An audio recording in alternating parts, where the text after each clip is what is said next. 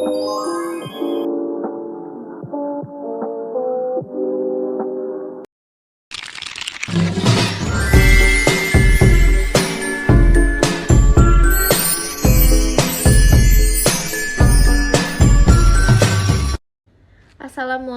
warahmatullahi wabarakatuh. Perkenalkan, nama saya Dia Amanda, NIM 22514, Program Studi S1 Kebidanan semester 5, mata kuliah Pendidikan Budaya Anti Korupsi, dosen pengampu Dr. Hendra Sudrajat SHMH.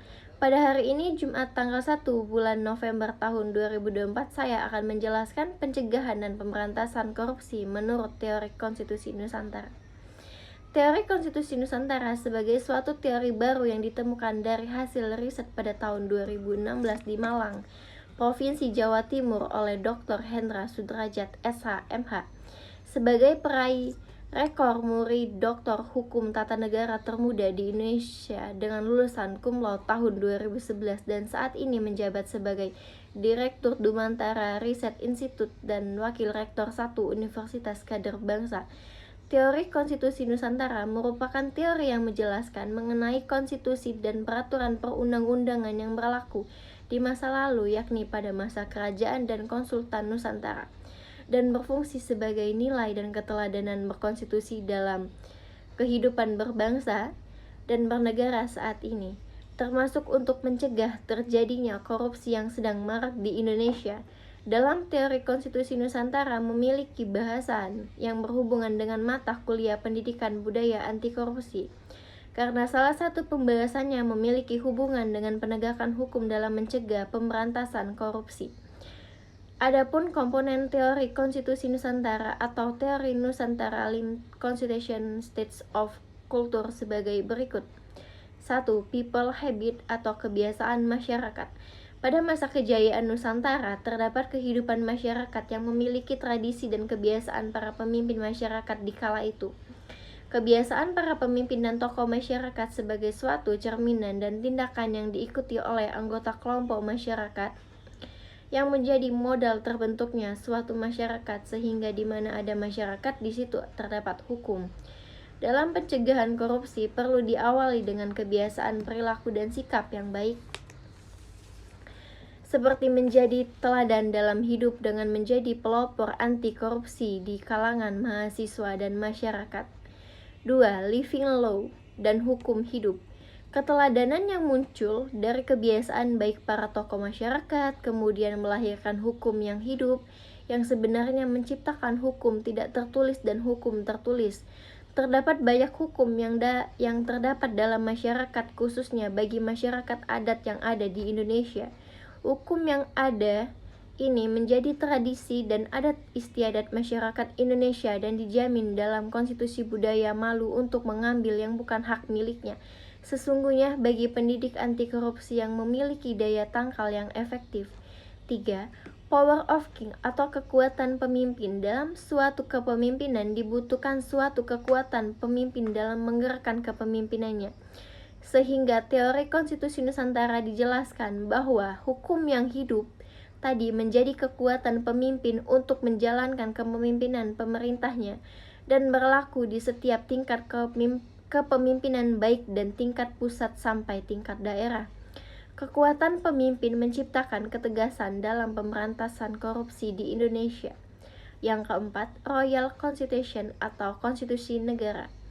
Teori konstitusi Nusantara menjelaskan poin penting dari suatu konstitusi adalah materi muatan konstitusi, sehingga konstitusi negara berfungsi untuk mengatur tatanan bernegara, termasuk untuk membatasi mengawasi kekuatan untuk tidak korupsi, mengatur distribusi kekuasaan negara agar tidak terjadi penyalahgunaan wewenang negara.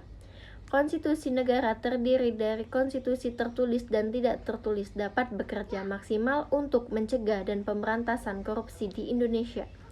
Yang kelima ada Archipelago Terioti atau kewilayahan Nusantara atau kedaulatan negara. Teori konstitusi Nusantara memberikan penjelasan bahwa kedudukan kewilayahan Nusantara sangat penting. Penjelasan kewilayahan Nusantara sama artinya dengan kedudukan kedaulatan negara.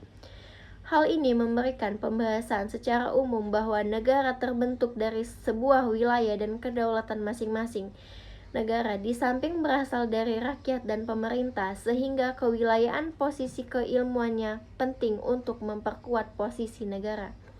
Menurut Dr. Hendra Sudrajat SH, MH, penguatan masing-masing kewilayahan dalam mencegah dan pemberantasan korupsi perlu diawasi untuk dimulai dan keluarga masing-masing sehingga korupsi dicegah dan wilayah keluarga yang ada pada akhirnya menjadi suatu kedaulatan hukum negara yang bebas dari tindak pidana korupsi.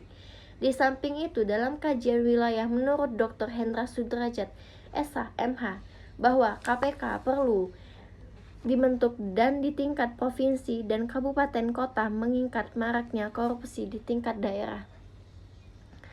Sehingga dengan keberadaan KPK secara kelembagaan di tingkat daerah dapat bekerja keras untuk secara hierarkis dengan KPK yang ada di pusat.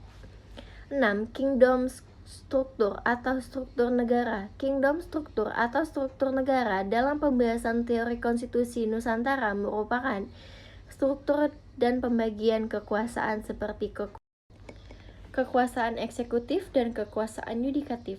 Struktur negara ini bekerja untuk maksimalkan organ-organ negara dalam menjalankan kekuasaan pemerintah negara. Menurut Dr. Hendra Sudrajat SH, MH, negara memiliki suatu komisi sebagai cabang kekuasaan negara seperti Komisi Pemberantasan Korupsi yang berwenang memberantas korupsi di Indonesia. Yang ketujuh ada konsensus legality atau legalitas konsensus. Teori konstitusi Nusantara menjelaskan bahwa konsensus legality atau legalitas konsensus merupakan kesepakatan antara pemimpin dan rakyat dalam suatu negara. Menurut Dr. Hendra Sudrajat SH, MH, bahwa konsensus legality dalam teori konstitusi Nusantara pada pemberantasan korupsi adalah terbangunnya kesepakatan bahwa berupa penguatan karakter berupa integritas dan komitmen dalam berperantas korupsi, bahwa korupsi adalah musuh bersama dan ancaman serius bagi kehidupan berbangsa dan bernegara di masa mendatang. 8. Ada state regulation atau regulasi negara.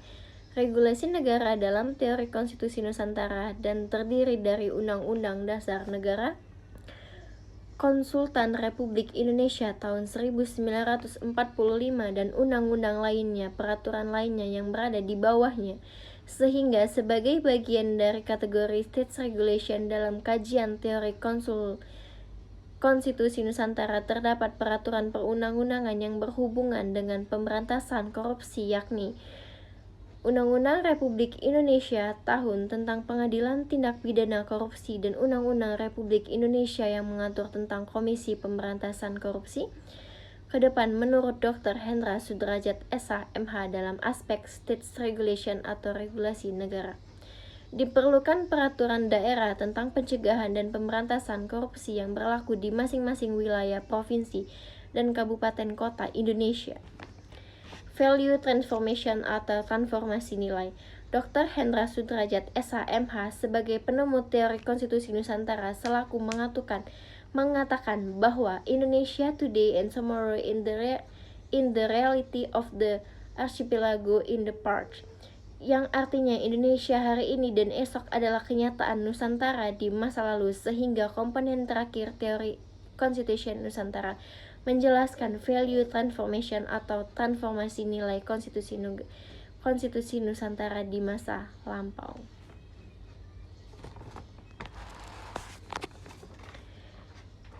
Yang dapat dijadikan sebagai keteladanan dalam pencegah dan pemberantasan korupsi di Indonesia, Undang-Undang Simbur Cahaya Era Kerajaan Palembang yang ditulis oleh Ratu Sihunun. Menurut Dr. Hendra Sudrajat SH, menyebutkan adanya perlindungan HAM di dalamnya yang secara tidak langsung melindungi hak milik orang lain dan perbuatan korupsi. Demikian penjelasan dan pembahasan teori konstitusi Nusantara sebagai tugas mata kuliah Pendidikan Budaya Anti Korupsi Salam 25 Nusantara menuju Nusantara Unggul. Saya ucapkan wassalamualaikum warahmatullahi wabarakatuh.